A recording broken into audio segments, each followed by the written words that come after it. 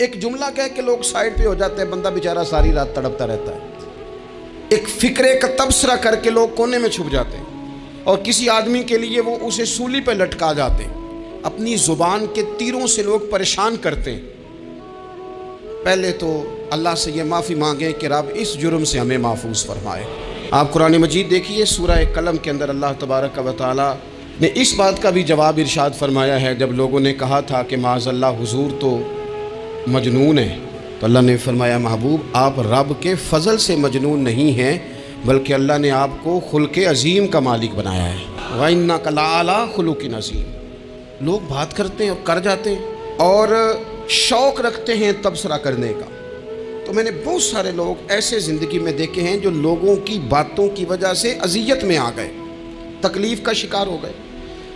اور میں اور آپ تو کسی کھاتے میں نہیں، حضرت ابوبکر صدیق رضی اللہ تعالیٰ عنہ جیسے لوگ، افضل البشر بعد الانبیاء بالتحقیق حضرت صدیق اکبر۔ آپ قرآن مجید 30ویں پارے کی تلاوت میں یہ بات دیکھیں گے کہ جب حضرت ابوبکر صدیق نے غریب غلاموں کو خرید کر آزاد کرنا شروع کیا، حضرت بلال حبشی کو، حضرت عامر بن فہیرہ کو اور کچھ غلاموں کو خرید کر آزاد کیا، تو لوگ کہنے لگے کہ یہ بلال نے کبھی کوئی احسان کیا ہوگا ابو بکر پر، تبھی تو خرید کے آزاد کیا ہے، ورنہ کیا ضرورت تھی اتنے پیسے لگانے کی، کوئی تو بات ہوگی۔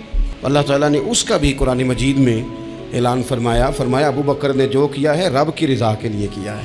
تو گفتگو کرنا، بات کرنا، لوگوں کا اتنا یہ خطرناک مزاج ہے۔ ایک جملہ کہہ کے لوگ سائڈ پہ ہو جاتے ہیں، بندہ بیچارہ ساری رات تڑپتا رہتا ہے۔ ایک فکرے کا تبصرہ کر کے لوگ کونے میں چھپ جاتے ہیں، اور کسی آدمی کے لیے وہ اسے سولی پہ لٹکا جاتے ہیں۔ اپنی زبان کے تیروں سے لوگ پریشان کرتے ہیں۔ پہلے تو اللہ سے یہ معافی مانگیں کہ رب اس جرم سے ہمیں محفوظ فرمائے۔ اور اب تو لوگوں کی زبانیں اتنی لمبی ہو گئیں کہ وہ صحابہ تک چلی گئی ہیں، اہل بیت نبوت تک چلی گئیں۔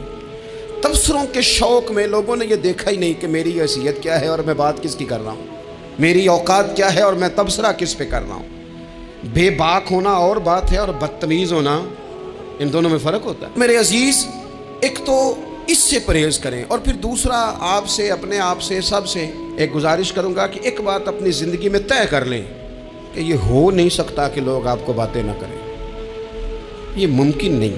اس لیے کہ مخلوق تو فنکار ہے اس درجہ کے پل بھر میں، سنگے در کعبہ سے بھی اصنام تراشے، تم کون ہو کیا چیز ہے داغ کبابی، لوگوں نے تو مریم پہ بھی الزام تراشے۔ مخلوق تو فنکار ہے اس درجہ کے پل بھر میں، یہ تو فنکار ہے۔ ایک منٹ میں لوگ نکال کے لے آتے ہیں بات، ایک منٹ میں۔